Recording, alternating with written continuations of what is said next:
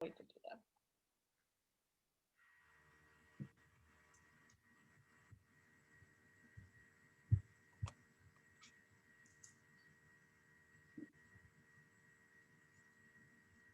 All right. We can go ahead and get started. So, Audra Carson, welcome. Super excited to have you here. For a little bit of intro, leaving people, places, and things better isn't just a tagline for Audra Carson, founder of D-Tread LLC. As Chief Beautification Strategist of Izzie LLC, Audra is a resilient, optimistic, and dedicated woman who is focused on ensuring that revitalization of community occurs while addressing societal concerns as well as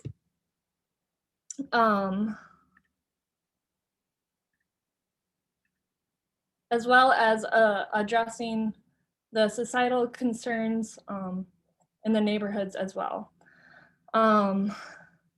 As a committed advocate for elders, Audra applied for and received a United Way of Southeast Michigan grant to provide PPE to seniors. Her proposal was unique in that she was very intentional in providing attractive masks and auxiliary products such as shea butter purchased from women-led Black-owned businesses. Additionally, a campaign, Show Some Love, was created with public posters on the proper disposal of masks and gloves. Audra works with youth and has had the pleasure of working at Noble Elementary School, of which she attended herself, in collaboration with Burwood House and the other mentor-guided students, and the use of youth voices to ultimately have them speak during Detroit City Council open comments regarding unsatisfactory conditions in their neighborhoods. Audra is a tenacious eco-justice and sustainability leader who brings decades of boots on the ground work. Although her motivation is not to receive awards, she is a recipient of the Merit Award for Keep Michigan Beautiful, a 3-time Spirit of Detroit awardee, and was included in Olivet College's 177-year history as a 2019 Olivet College Distinguished Alumni. I have had the pleasure of working with Audra on a handful of neighborhood cleanup efforts at Parker Village and Highland Park, and many of the conversation we had through those events really boosted my passion and motivation for sustainability work. So I'm really excited for the conversation that we're gonna have today. Yeah. I'm excited as well. Hello, everyone. Good afternoon. Good afternoon. Good afternoon. Hello, hello. Hello. Hey, Audra. Hey, Daryl. Nice to see you too. you. How you doing? Good to see you. Good to see you too. Glad you're sharing your knowledge today, and we greatly appreciate it. And when your name was brought up, I was excited because I know it's been a couple of moons since we saw each other. So that's for sure, sir. That's for sure. Yeah, I'm so happy. Yeah. And during that time, I was going around as the tire nerd and the tire whisperer with my previous initiative with the D-Tread. So I've switched hats a little bit, and we'll be able to tell that story a little bit and get deep with some stuff. Okay. I'm excited. Yeah.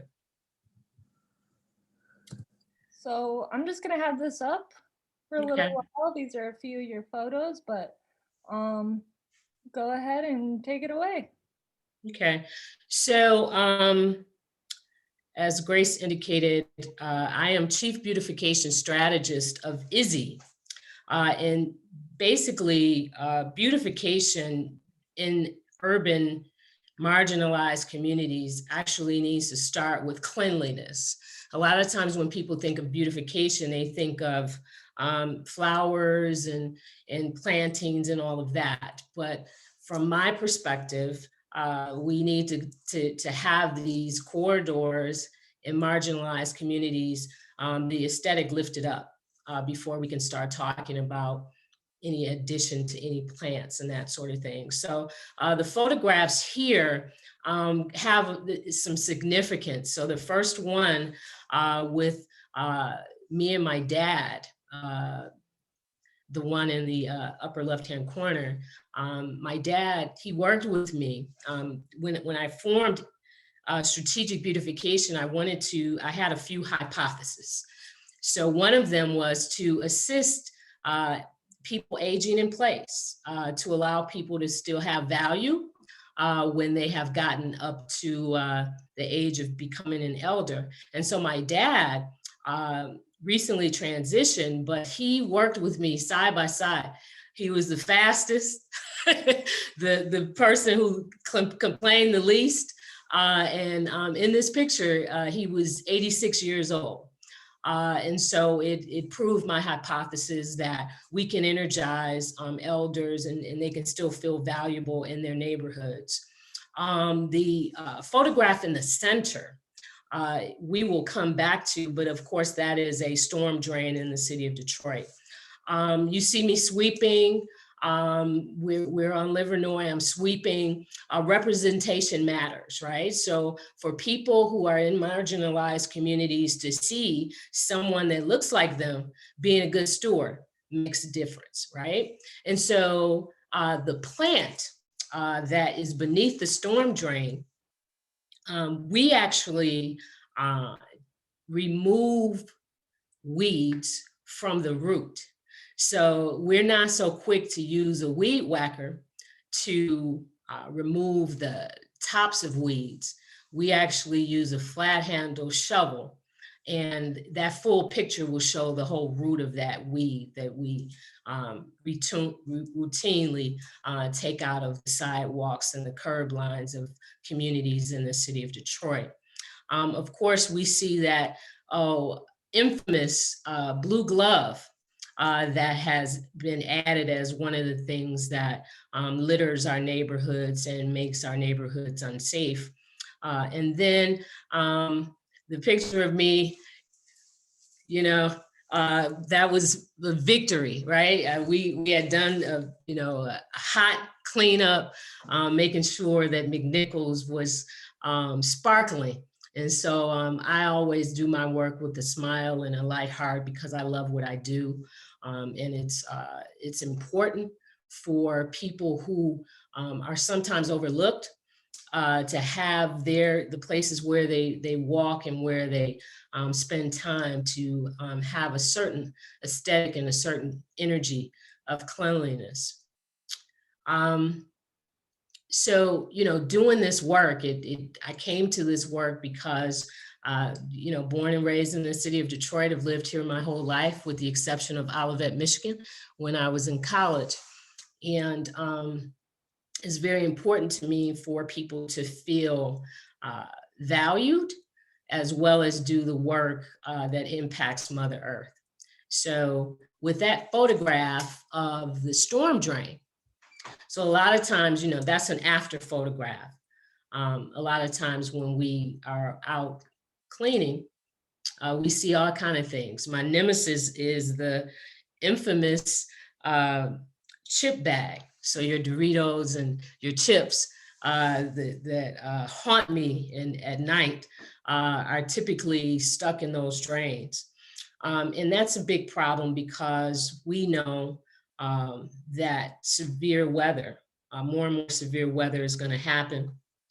And based on that severe weather, our storm drains need to be clear. Otherwise, you have flooding on your streets and you have cascading of impacts of that flooding, potentially damage to homes and that sort of thing. So Grace, let's get into more of a conversational type interaction. And I know we talked about, wanting to make sure that we can share, how all of this fits together. So. Sure, yeah.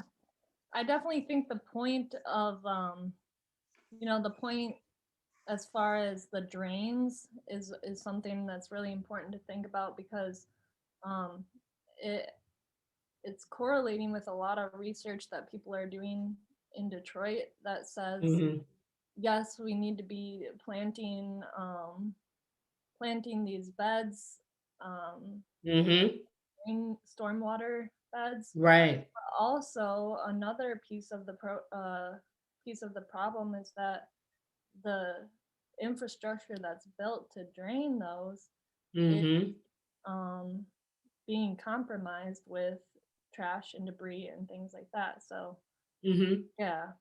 Yeah.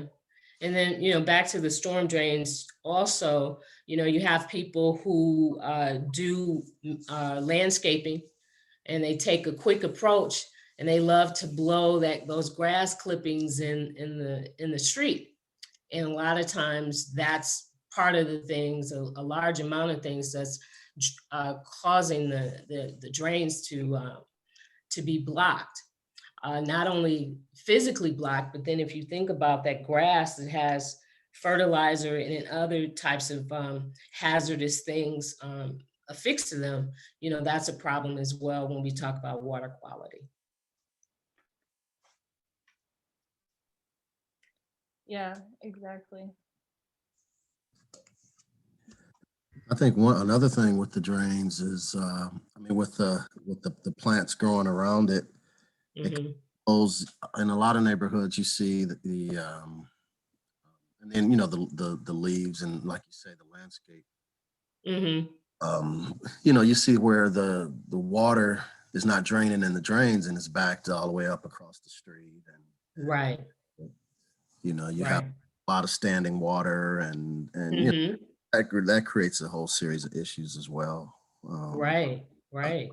So keeping those those areas maintenance, I think it's important, and as you say, it's important for beautification. So Mm-hmm. because if you have areas that look like, if you got water all the way across the roadway, and possibly getting as high as the curb and onto the sidewalk, I mean, for beautification, that's that definitely has a negative appearance on the area. So Yeah. yeah, so it's important to to keep those drains open and available. And you can see, like you said, on the picture, where the plants growing up over the drain, and when you have like that and it continues to grow, Mm-hmm. just not good. Right. Yeah. Right. So Grace and I had an opportunity to work on a project in Highland Park.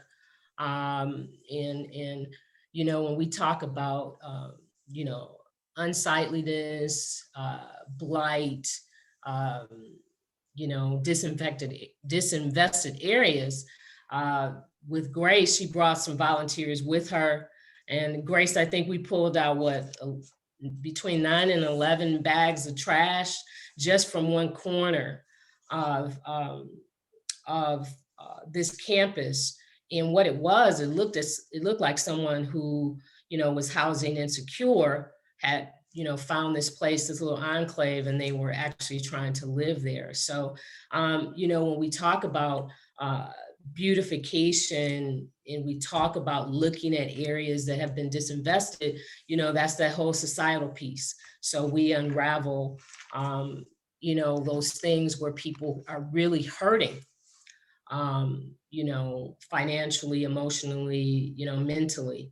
Another job that we worked on was at a church in Highland Park, and we had the same type of situation. Because of the pandemic, the church hasn't been utilized, and so there was someone who, had made a home of sorts in a corner behind some evergreen trees. So the work that we do, is so many levels to it, but ultimately, it is in response to we don't like pollution. We don't like this type of pollution because it has cascading effects, on Mother Earth and on the psyche of people who live in disinvested communities. Right, and what I was thinking about in those like different corners that we were cleaning out is where that ultimately leads. So then it leads to those gutters, and then if it does get put through the gutters, either Mm-hmm. Stormwater, when the storm water gets too over flooded, Right. before it gets treated is sometimes released into our waterways. So it's this Yes. entire, it's a circular impact that is being addressed as far as beautification. Definitely. So though, Camille and others, you guys have any questions? I would really like this to be interactive. And so you guys have any comments or questions at this point? Yeah, I wanted to go back to the weed pulling and different things like that. It speaks volumes to not only get rid of, or visibly get rid of the weed, but also to pull it out so it doesn't come back, and Mm-hmm. that you guys don't use fertilizer to kill it or to get rid of it, because that's a foreign unnatural source to the soil. The whole operation is so intrinsically valuable and important to rebuilding and reshaping the community to a sustainable kind of in a sustainable way. And it's I think it's really awesome what you guys are doing around here. This is really an extremely important initiative. I appreciate that, Camille. Thanks for seeing us. And so, yeah, and so you guys can kind of imagine. So you have a woman-led business. We have clients who they question, why aren't you spraying the weeds, and why don't you use a weed whacker? And sometimes, yeah, sometimes it's heavy. It's an uphill battle to try to, get people to think in a different way. In addition to that weed whacker and any type of machinery, blowers, all of that is noise pollution as well. And so we also think about what people have been through and what they're going through, that we don't want to add to noise pollution as well. So yeah, Camille, thank you for seeing that. It's very intentional. Very intentional. Yeah, super cool. And thinking about noise pollution as well, there's already enough of that in a city this big. Mm-hmm. It's really cool that thinking forward, thinking ahead like that is also extremely important too. So someone, I'm sorry, go ahead. I was curious about kind of what your everyday operations look like. So do you guys get hired by certain neighborhoods, or is it more of a volunteer effort where you're going into places that need to be serviced? So at this point, we're hired by community groups. I've done many years of volunteer work. And so as a social enterprise, I'm looking to be able to expand the service and increase capacity. One of the pieces is, so the area that you guys saw in the photographs, that's McNichols and Livernois.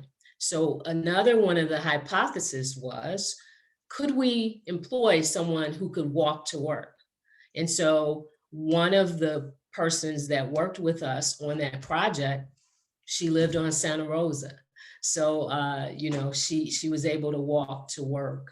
And so, ideally, it would be great to be able to expand this service across the city, and even the inner ring suburbs, because they're starting to see the hit of, you know, the reduction in taxes, tax revenue, and that sort of thing.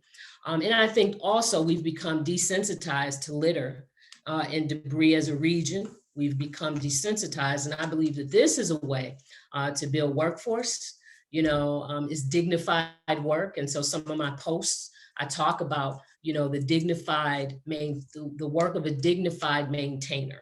You know, those people who maintain space, those people who work, you know, to make sure that things run smoothly, right? So there is a portion where volunteers are included. And so, for example, Boston Edison in the city of Detroit is one of my clients. And so I used a hybrid. So I used, you know, people who work for me and then volunteers, you know, to be able to take care of that whole space, because it's pretty large, because it goes on both sides of the lodge, right? From Woodward to Linwood. So we use that hybrid, and I would like to expand that with the use of volunteers as we go through this year. Another thing too is with the largest contract we had, which was Live 6, we worked all year round because litter bugs don't stop in the winter. So you know, on the days that it was safe for us to go out, we went out and we cleaned. So yeah, that's a really cool model, and I think tying in the elements of workforce development and actually employing people in the community, like how you mentioned in the beginning, how your dad was a part of that entire effort, is something that I think we're going to see more in the green industry. I'm hoping at the city level too, because it sounds like getting the attention of the city for initiatives that have to do with sustainability have to include like a workforce development leg to it. So that's cool that you're also employing those people. And I have one more quick question. Where does the name Izzie come from? So the gentleman, that's my dad, right? So his name was Ollie, Ollie. Izzie was my mother's name.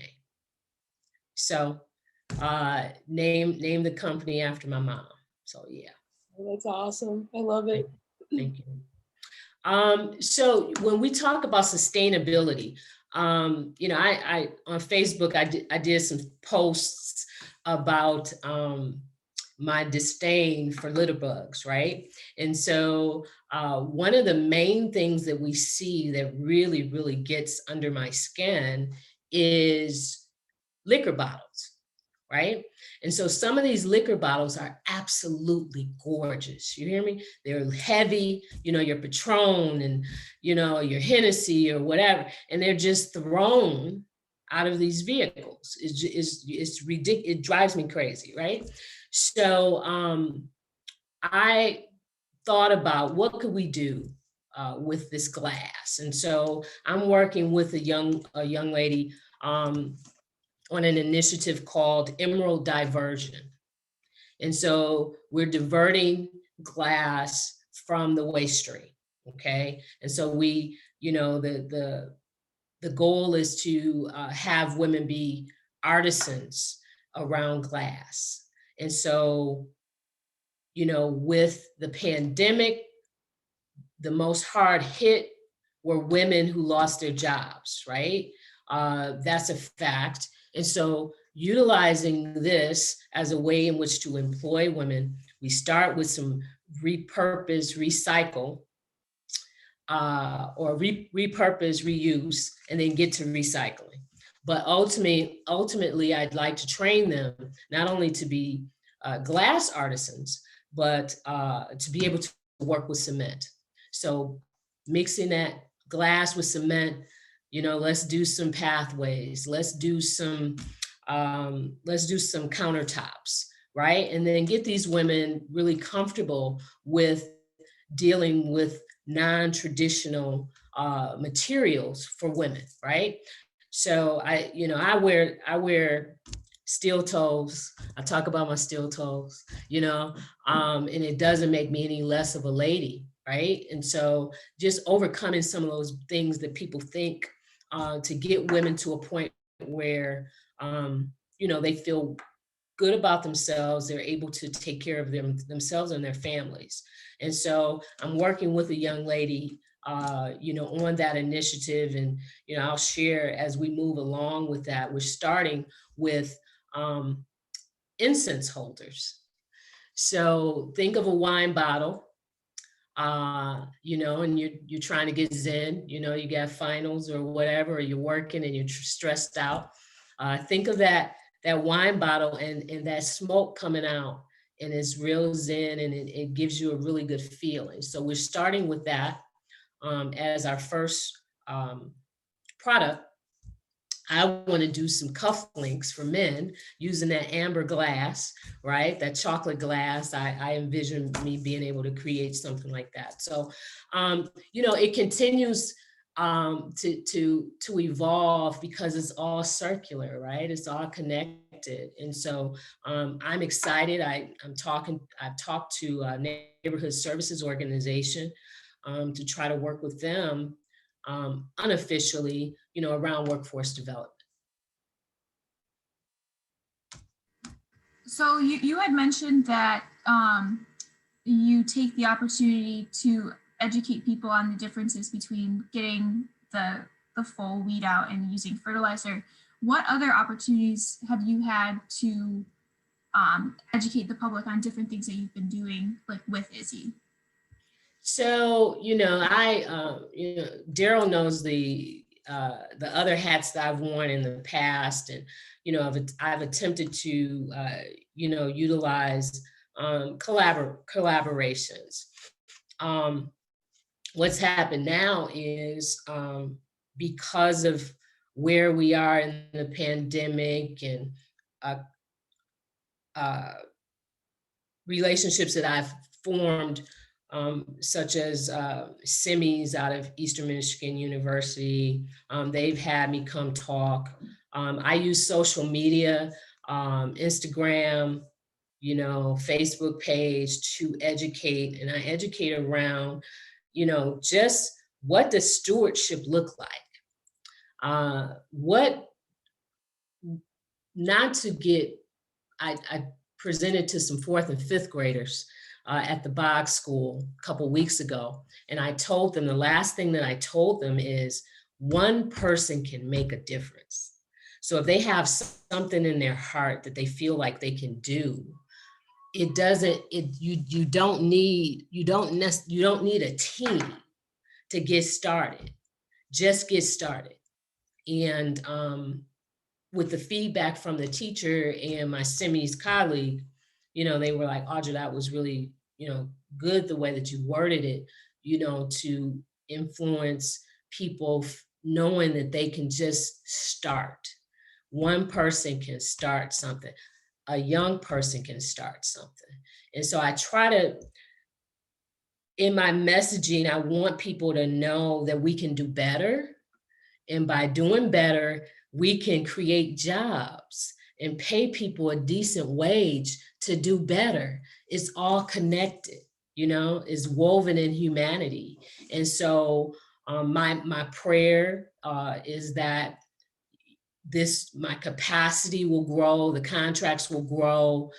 I'm speaking that. My goal is to manifest that, to get more people employed. The people are hurting. What was really cool though, when we first went out on McNichols, that first time we went out, I had a lot of trepidation. I'm like, okay, what am I doing? Because I've had to be very agile as an entrepreneur, right? So I'm looking for confirmation. So we're out there and we're picking up this litter with grabbers. The first thing, a young man in that age group that, some of us in our age group, have things to say about, right? 18 and 34. This young man, Miss, are you hiring? It blew me away. I'm thinking that this is going to be a hard sell. It's not sexy. Well, it is to me, but it's not sexy to grab stuff, litter and trash with a grabber.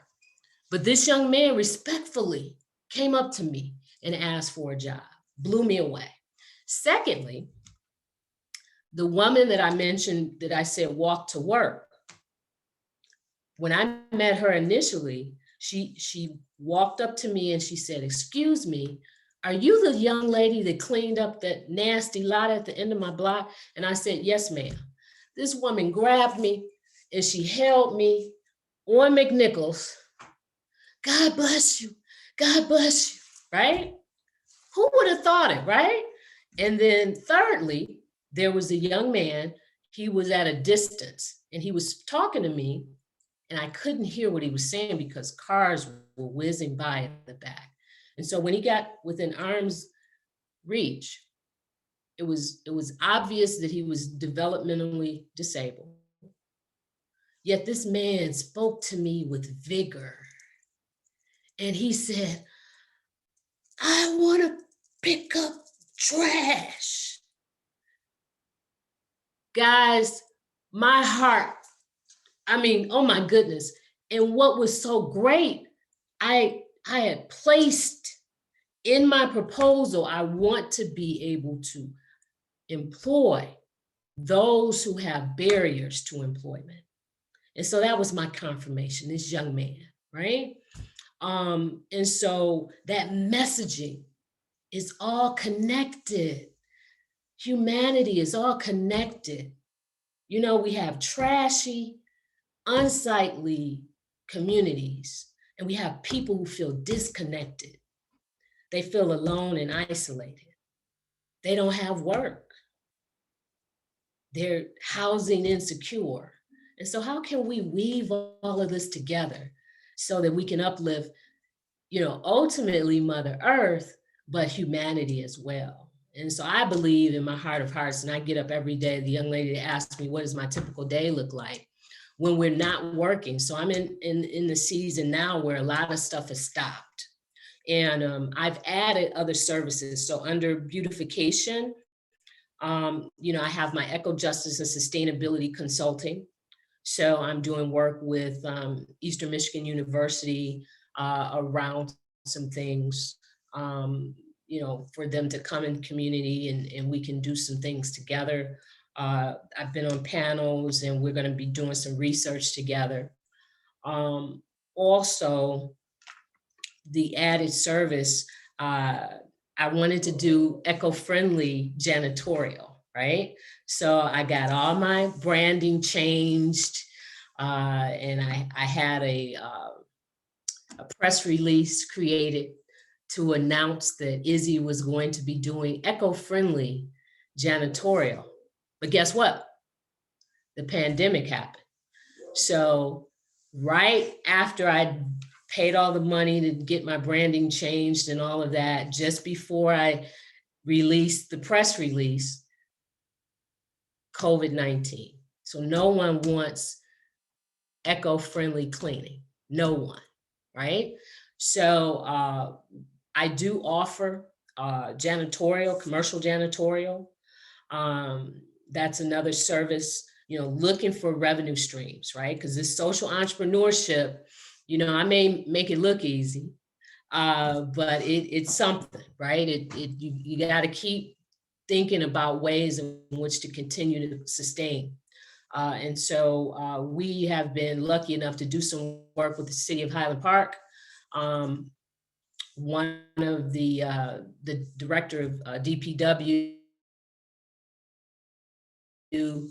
engaged me around some tires years ago, probably about 5 or 6 years ago, and we remained in contact. And so we've done some COVID cleaning for the city of Highland Park with their municipal buildings.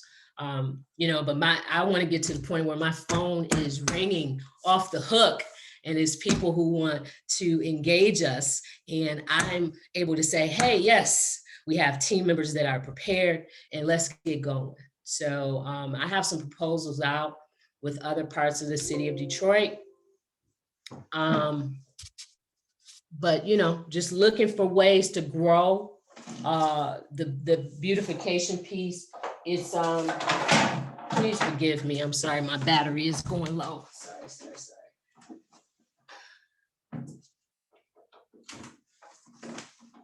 Okay.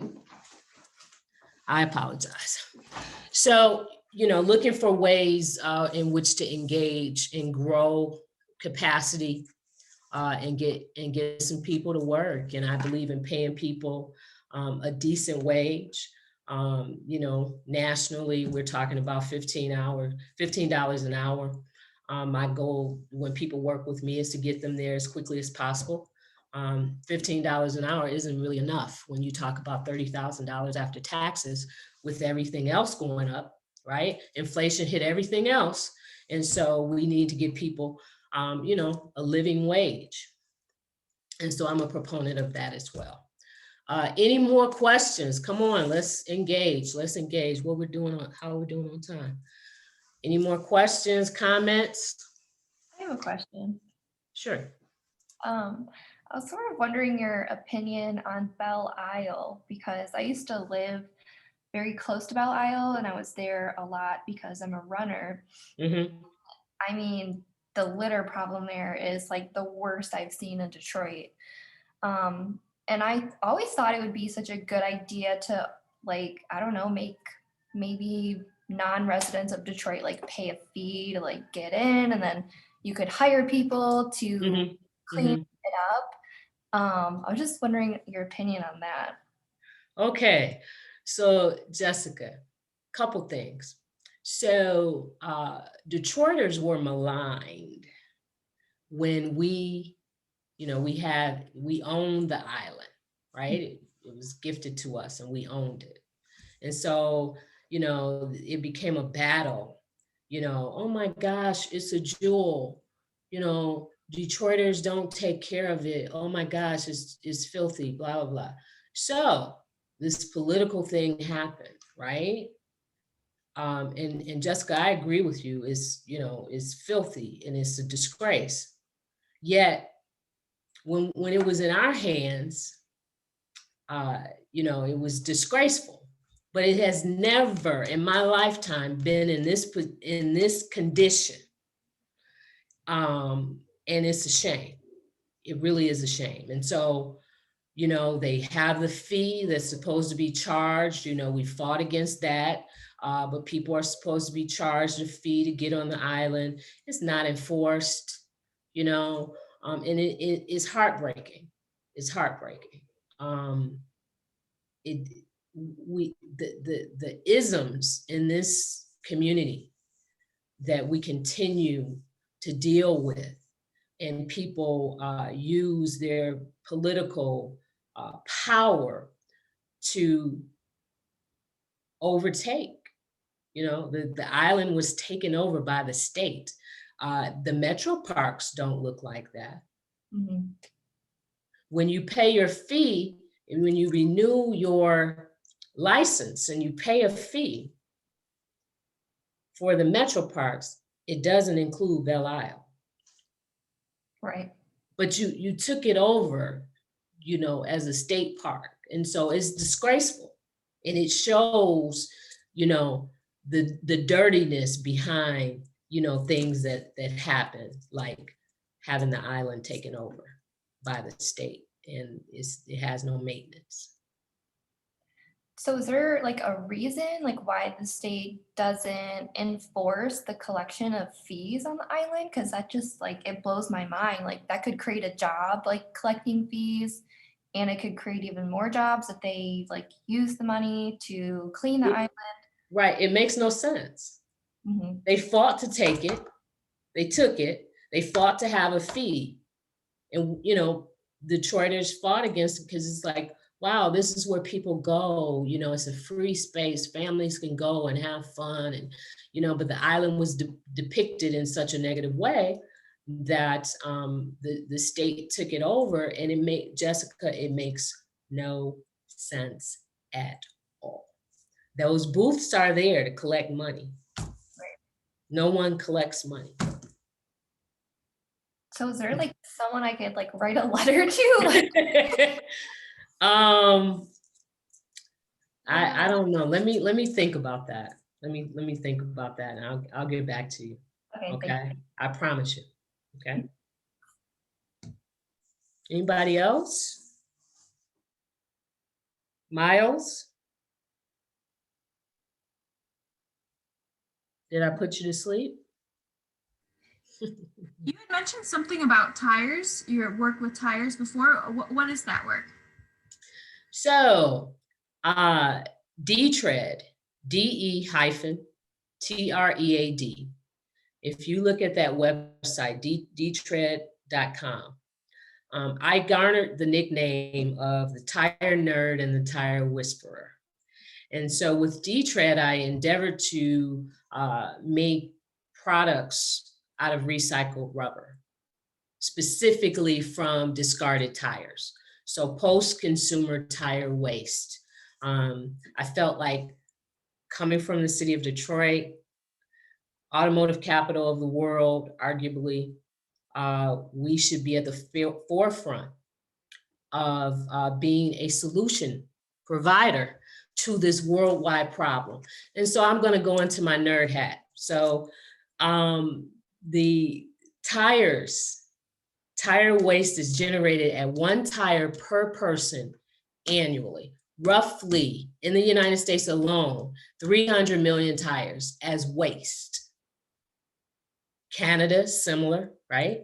And so it's a global problem. And so my goal was to be able to start with a rubberized asphalt material that's permeable. And so what we talked about early on, as far as flooding and that sort of thing, this material would help to offset those type of issues.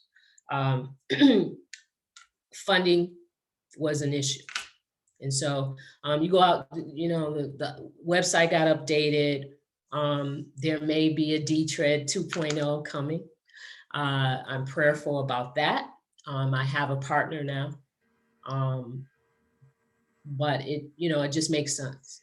And I'm looked upon as a leader, in that. I've had people, New Orleans, city of New Orleans, people as far away as La Réunion, France, and Madagascar. They came to the city of Detroit for recycling. And then they looked me up and they called me, and I'm in my vehicle and I see this phone number come up, and it says La Réunion, France. And I'm like, are you kidding me? So I ended up, making time, and I spent probably about 4 or 5 hours with them one evening, and they have the same issues. It's a global problem. And so again, my prayer is that I can get back to that work because it just makes sense. Yeah, absolutely. I think that's a great initiative too. City of Detroit. So Thank you. I have another really quick question, but does anybody else have one? I don't want to take the last couple of minutes. I had a question real quick. Sure. So I know that you talked a little bit about Belle Isle and being taken over by the state. I wanted to know if there was any other policy, local or state level, that you think needs to be prioritized so that the city of Detroit and other cities like it can have clean areas to live. So, okay. So you got me, like, I got to get my brain running there. So, there's some things already on the books, right? So, littering is against the law.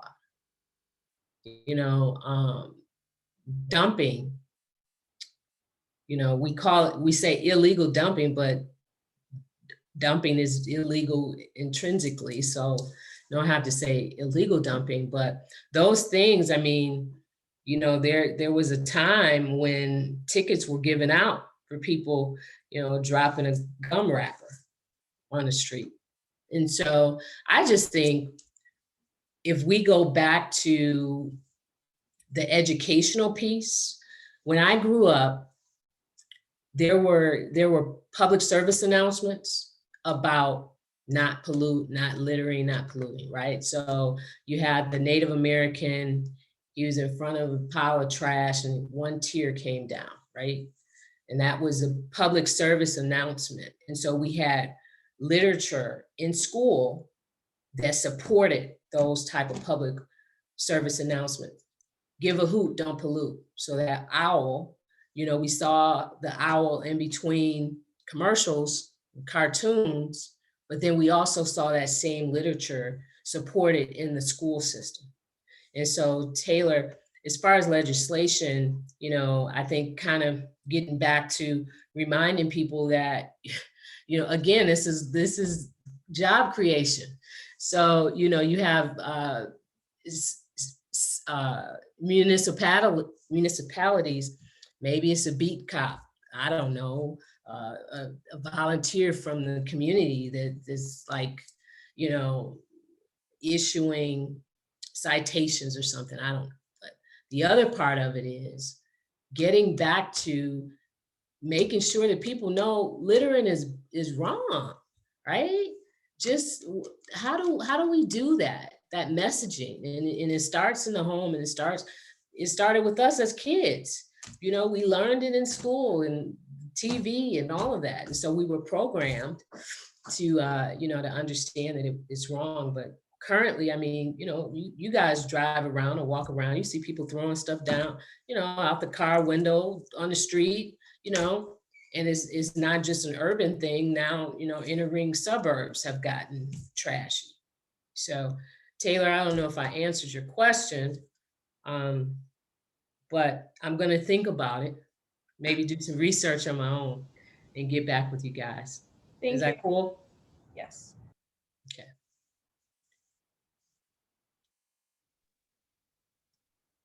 One thing that keeps kind of popping up in my mind is like, so we talk about having to kind of be creative with entrepreneurial, like social entrepreneurial opportunities, and it's just like that shift that has to happen when things go in a different direction than we expect. And I think that speaks a lot to just the overall work of sustainability, is understanding how to take that pivot and just keep going with the work we're doing. And I think a part of that, and which is a huge piece of what you do, I believe, is the strategic beautification part of it. And so, like when we were working with Parker Village, not only were you providing the cleanup service, but also, you know, you had connections with the person that had the mulch and things like that. And so it's just this type of work, it depends partially on people leaning on each other and also picking each other up. So it's just, I'm just thinking about how, you know, diversity in just how we go about doing things is just really needed in this type of work.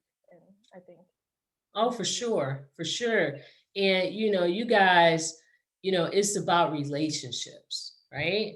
So building those relationships. And so I call myself a strategist because I've been in community advocacy for, you know, 25 years at least. And so through that time, I've developed, you know, really great connection to people and community. And so I felt very comfortable. Grace mentioned, you know, getting mulch. Well, there was a company that was in the city of Highland Park that was cutting down all of Highland Park's trees. And so I saw one of their trucks passing by and I said, hey, and stopped them. And I said, here's the deal. You guys are chopping down all these trees. I know you have mulch. We need some mulch over here. So we ended up getting, I don't know, Grace, it was 4 giant piles. And then I replicated that with other people. One of the churches, one of my clients, and Avalon Village, in Highland Park. And so it's relationships. And so that guy who's the contact for that tree cutting service, we're cool now. So when he sees me calling, you know, hey, how about, can you help me with this? Or is there anything that I can do to assist you in engaging community? Because that's what I do. So building those relationships is really paramount for, especially a social entrepreneur, especially those in sustainability. Because for a lot of people, sustainability, they feel like, oh, that's just greenwashing. You're just saying you know, but they're not understanding what it means at the very heart of sustainability, making decisions today that have that impact environment for generations to come. That's it. And so to get people to understand that, I think a lot of times people are intimidated when we talk about sustainability. But it's really making those decisions now, wise decisions now, that will impact, you know, your children and your children's children, right? So yeah. Anybody else? Are we winding down now? Anybody else? Anybody else? This has been cool. Maybe you guys will invite me back. This has been good. I love it.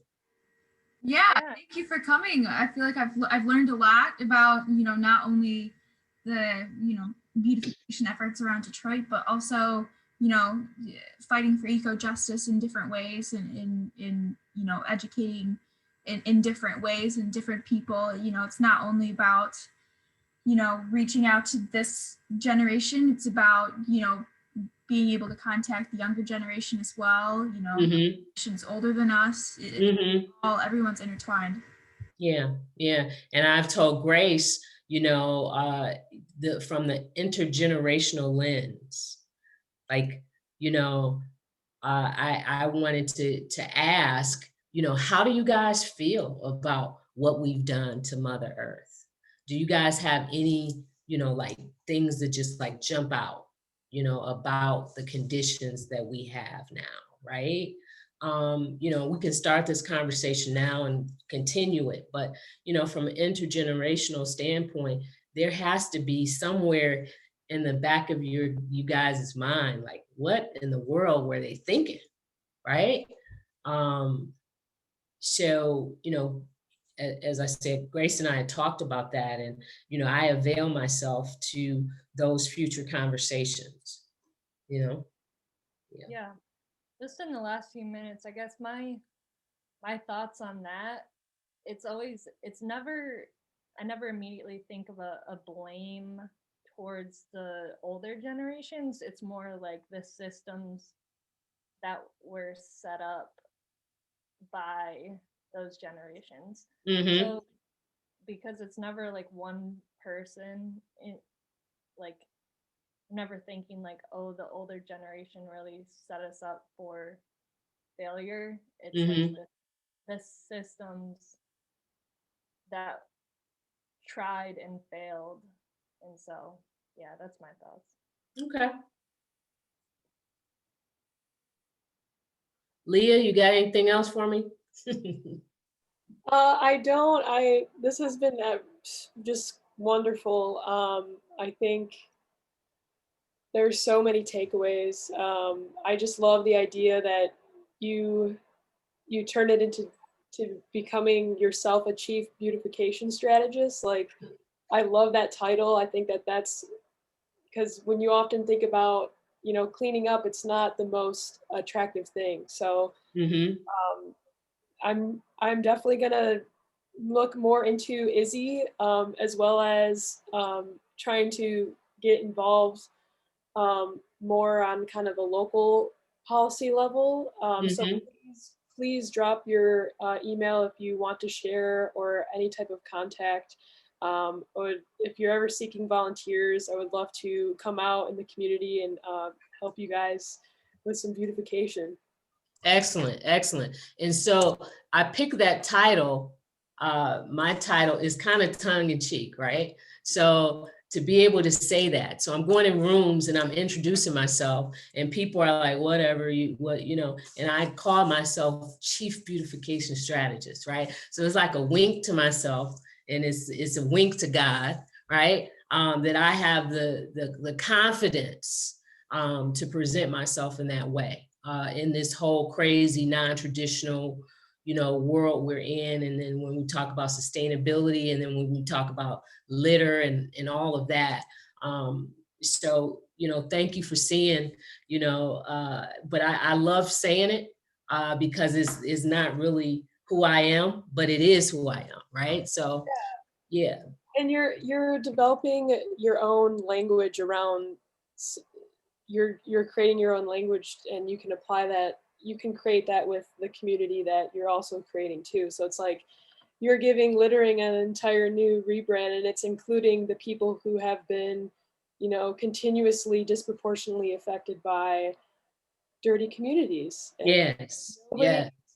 people need to feel proud about the block that they live in, and they gotta feel like they want to clean it up. So I'm looking forward to connecting with you in the future to do some summer cleanups. Okay, that sounds good. That sounds good. And I'm looking to put some things in place.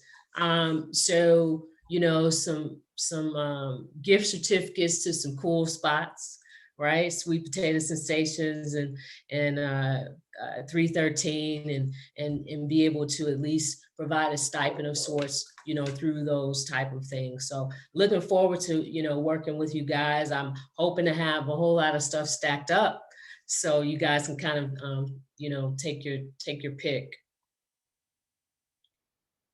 Well, thank you so much for your time, Audra. This conversation has been fantastic, and learning about what you do is always fantastic and has many takeaways for the work that I think about doing, and just how I'd like to impact the communities that I'm working around too. So thank you so much for your time. Thank you guys. And Grace, feel free to share my email address with the group. And I avail myself. You guys have questions, you want to talk about some stuff, run some stuff by me, whatever, feel free to reach out. Daryl, thank you so much for allowing me to be here with your group. Thank you. We appreciate you. Yep, definitely appreciate you, and appreciate the message. I think it's really important. Thank you. Mm-hmm. And, we can, we do a number of volunteer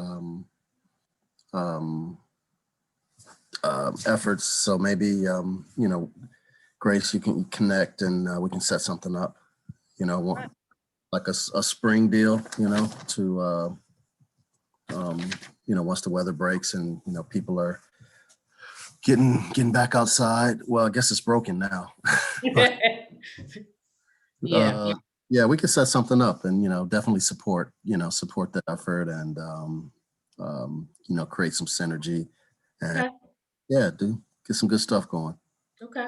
Thank you guys so much. Peace and blessings to you. Enjoy your weekend. Be well and keep thriving. Okay. Thank you, Audra. Bye-bye. You're welcome.